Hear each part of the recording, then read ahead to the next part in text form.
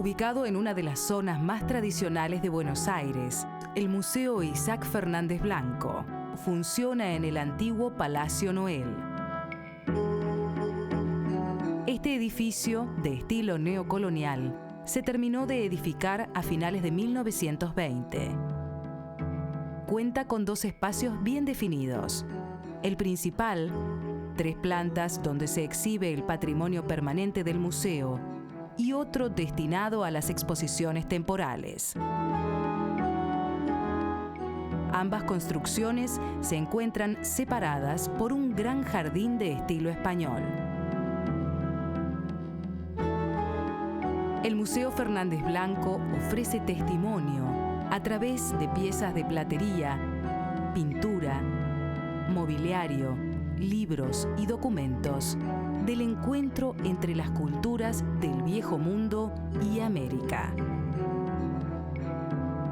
Atesoramos la colección pública de platería más importante de toda América, la que acompañan importantes colecciones de pintura, mobiliario, imaginería y otra serie de objetos como documentos, textiles, joyería, que nos dan un panorama bastante interesante sobre el periodo colonial americano.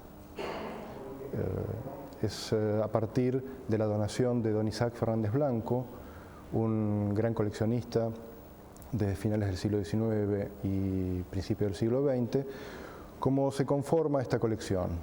A ella se suman otras donaciones, González Garaño, Castellano Fotheringham, y a partir también de la política de adquisiciones que ha tenido el museo en sus 80 años de existencia. La colección permanente del museo está centrada en el arte iberoamericano. La mayoría de las obras y piezas que aquí se encuentran pertenecieron a don Isaac Fernández Blanco.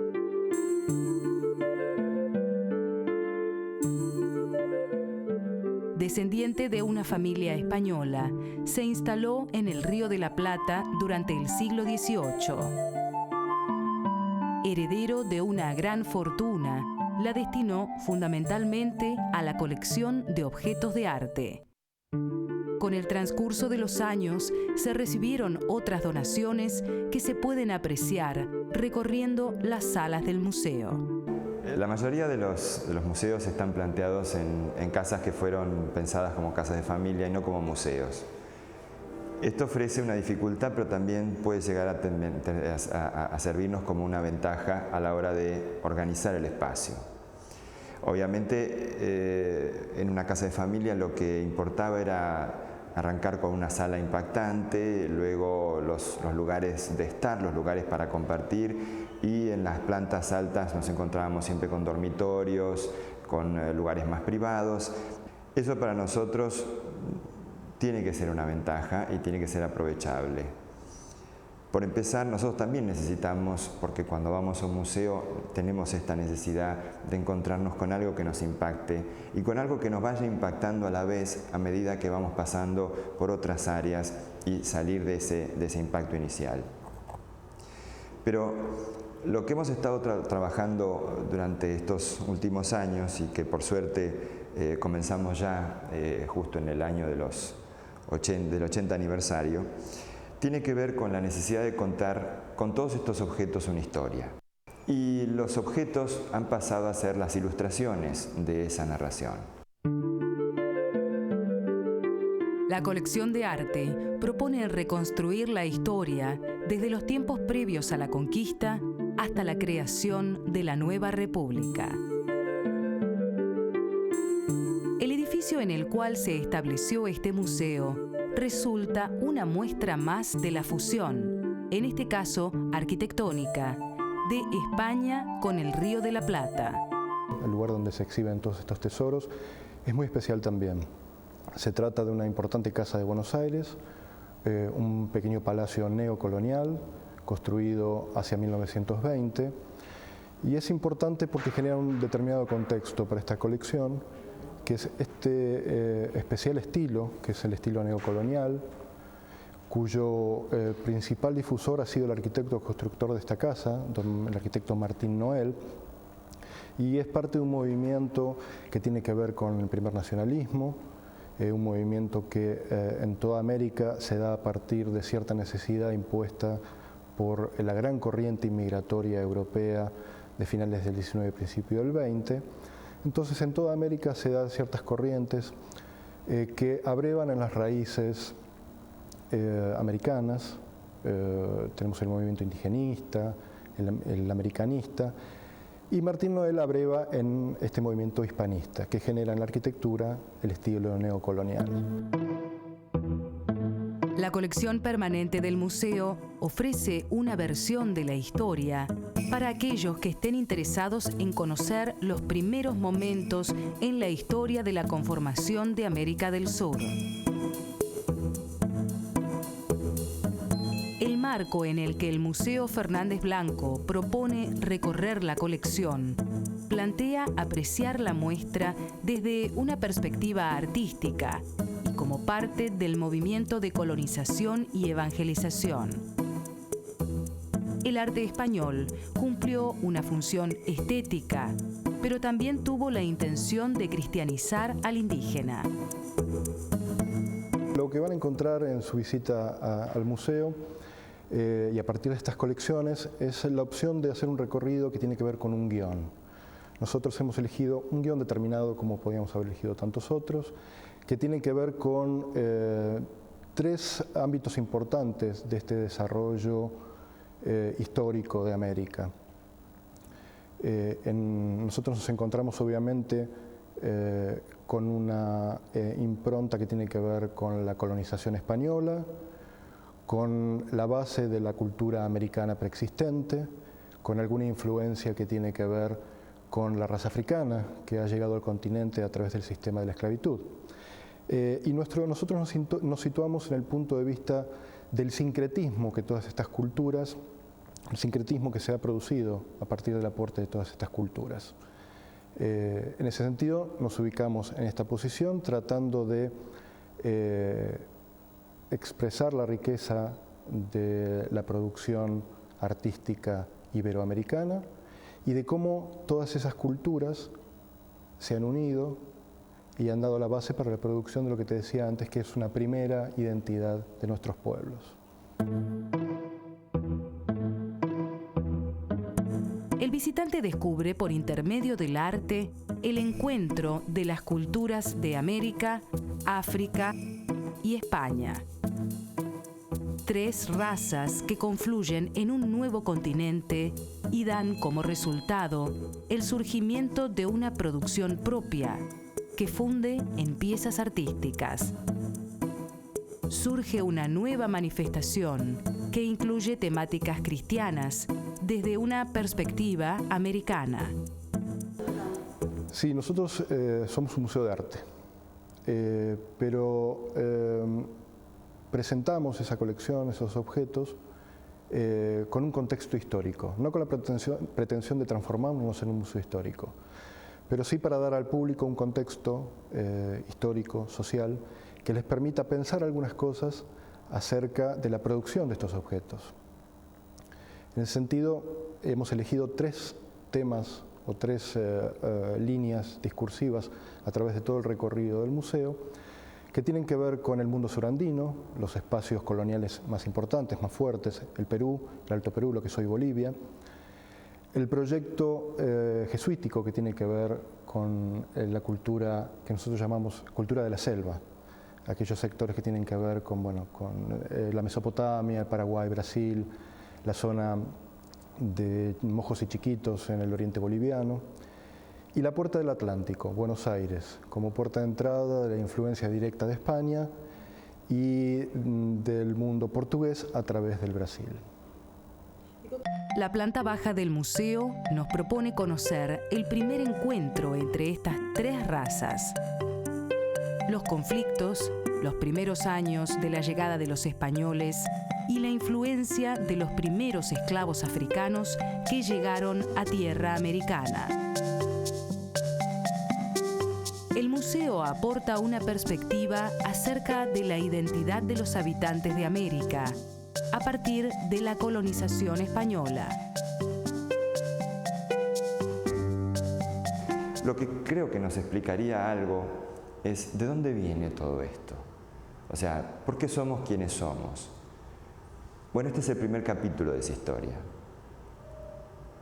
Este era un espacio, América era un espacio, con una cultura existente, con un sistema existente, con una forma de Estado existente y otro sistema, otra cultura llega y contacta con la que existe en América. Siempre se vio, durante muchos años, cuando yo estudiaba, siempre se veía como que América había sido la impactada, la terriblemente impactada, la desestructurada por los europeos. Es más, siempre se hablaba de españoles, siempre se hablaba del imperio español. Hay que tener en cuenta que estos dos sistemas se encontraron a sí mismos. Los dos chocaron entre sí y para los dos significó un impacto. Por eso nuestra historia madre, nuestro comienzo, nuestro primer impacto es un mapa, un planiferio antiguo, donde vemos la distancia que tuvo que recorrer esos europeos iniciales en llegar a América, la vastedad del territorio habitado en América, la importancia que tuvo para ese mundo europeo que estaba dividido en tres, y de pronto les apareció un cuarto mundo que no se podían explicar, una cuarta raza que no se podían explicar.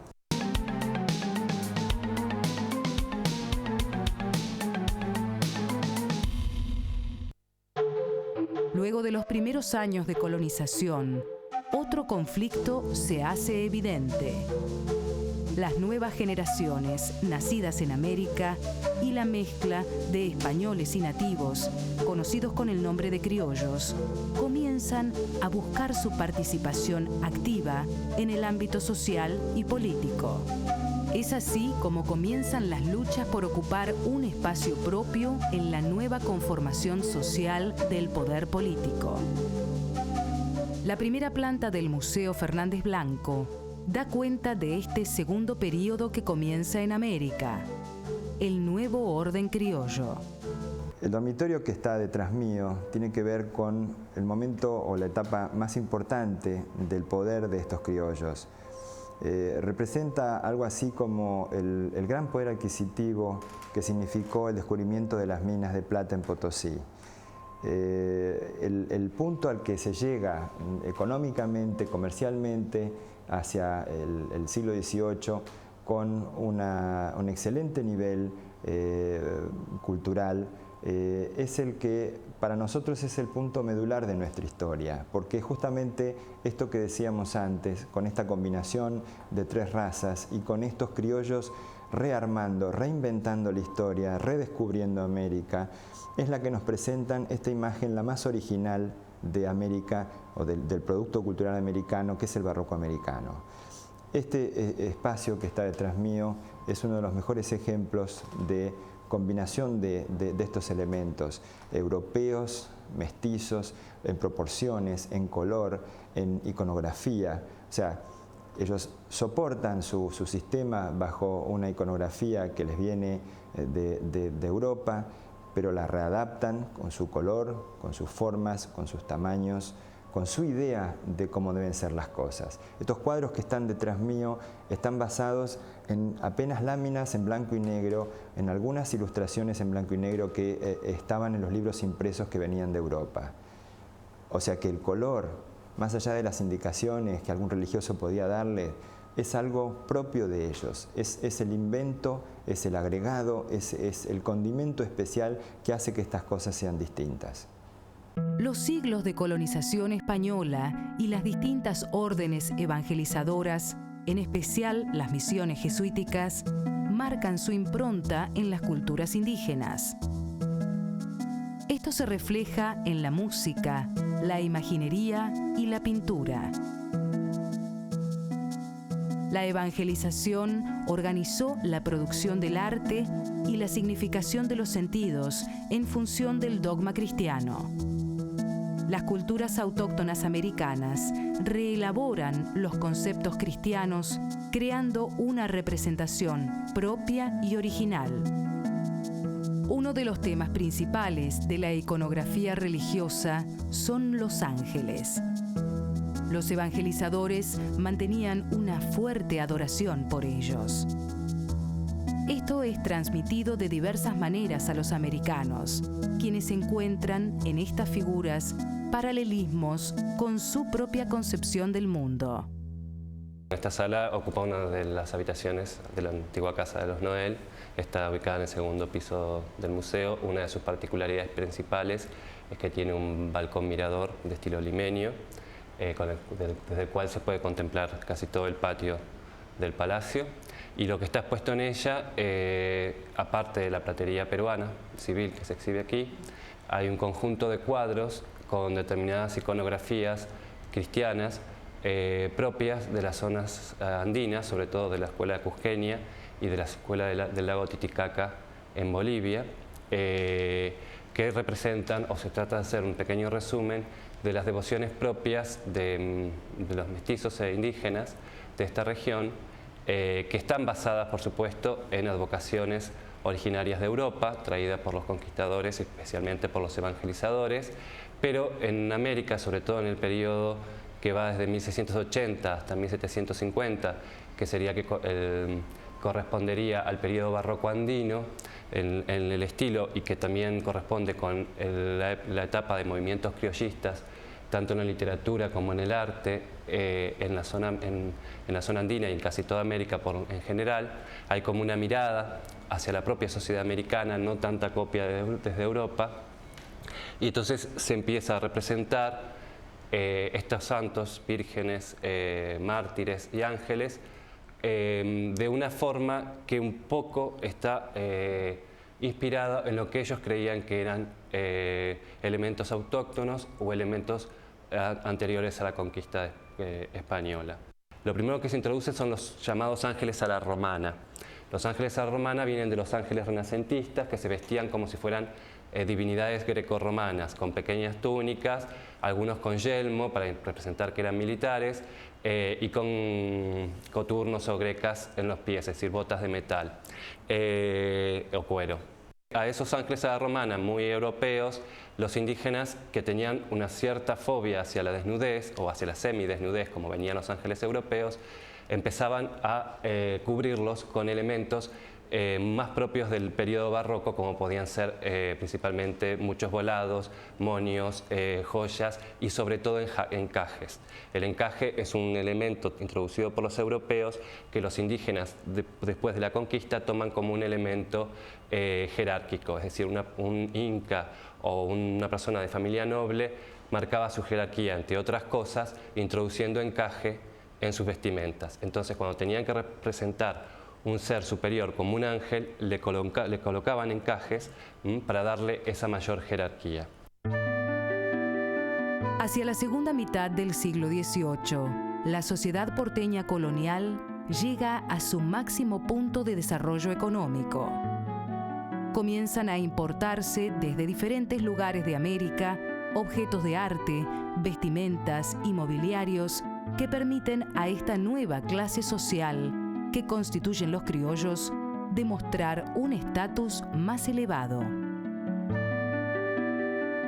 El lugar desde donde se va a traer más cantidad de objetos por una facilidad de cercanía territorial y por un fluido comercio tanto de contrabando como algo legal, es a través de Portugal y Brasil, es decir, las colonias portuguesas en el Brasil y hacia la primera mitad del siglo XVIII la colonia portuguesa de Sacramento en lo que hoy es la costa uruguaya.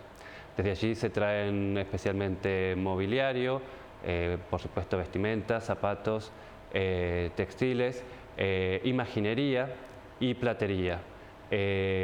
Posteriormente, luego de la expulsión de muchos artesanos del Reino de Portugal por ser de origen judío o sospechados de origen judío, muchos artesanos pasan al territorio que hoy es el Río de la Plata, es decir, que traen un montón de tradiciones y técnicas propias de los plateros portugueses y brasileños, propias de los carpinteros y escultores.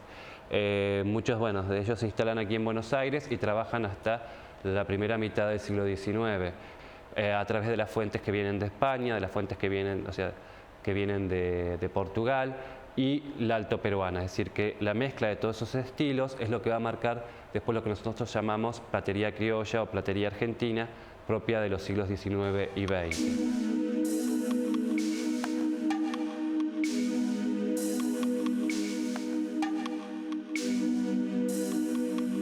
Lo que están viendo es un dormitorio, la ambientación de lo que podría haber sido un dormitorio con muebles estilo luso brasileño. El estilo luso brasileño entra dentro de lo que serían los estilos tardo barroco y rococó portugueses, donde hay estilos, o sea, se los denomina según el periodo Juan V, Transición o Don José, y más tarde el estilo Doña María, que responden un poco al gusto por el mueble inglés que tenían los portugueses, inspirándose primero en el estilo Reina Ana, luego en el georgiano y más tarde en el Happerwelt. Bueno, esa tradición portuguesa por el gusto inglés va a entrar primero porque se van a importar muebles portugueses y después se van a instalar muchísimos artesanos, ebanistas y carpinteros en Buenos Aires y van a producirlos acá. El elemento primordial del siglo XVIII, que es la cómoda. La cómoda es la gran revolución. Hay dos grandes revoluciones en mobiliarios durante el siglo XVIII, que son la mesa de comedor, que hasta el siglo XVIII no existía, o sea que la gente se sentara a la mesa y que la mesa existiera en una sala especial llamada comedor, y la cómoda. La cómoda que servía para guardar de todo menos ropa. En la cómoda por lo general se guardaban papeles, vajilla, elementos personales, joyas, porcelanas, y por eso esa idea de cómoda, porque la idea es de que me sirve para cualquier cosa.